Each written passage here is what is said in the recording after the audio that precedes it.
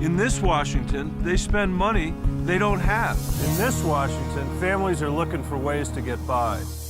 Here, the special interests have too much power. Here, people are looking for someone to stand up for them. This Washington is broken. This Washington is looking to get to work. I'm Michael Bennet, and I approve this message because I know what Colorado families are going through, and I know things need to change.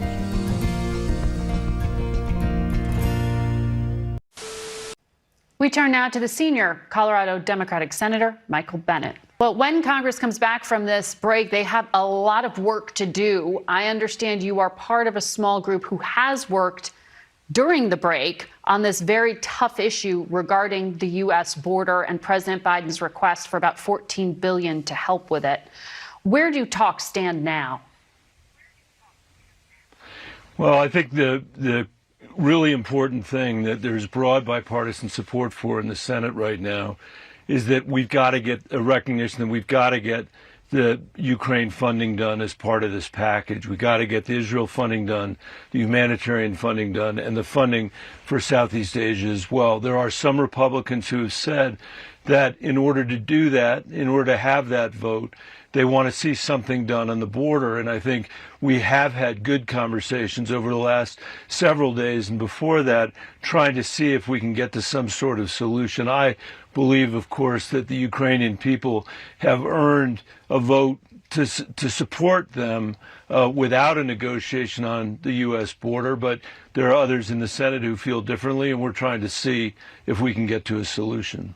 And you mentioned that because, as I understand it, the indication in the Republican-held House is that border needs to be bundled with Ukraine aid in order to get it through. Is that still the case? That is still the case from the House. I mean, when you think about what the courage of the Ukrainian people has meant for humanity, it really has been extraordinary. Over the last 10 years, gangs south of the border have created $1 billion business that's smuggling human beings across the entire world to the southern border. And the southern border, as a result of that, is being undermined and is being much more difficult to manage. That's been a problem in Republican and Democratic and administrations. And if we can find a way to help fix that in a bipartisan way, that would be great. The point I'm trying to make is that whether we succeed or not in terms of getting to that agreement, this Ukraine funding has to happen for the sake of democracy and for the sake of the Western world. That's about as Washington, D.C. as it gets.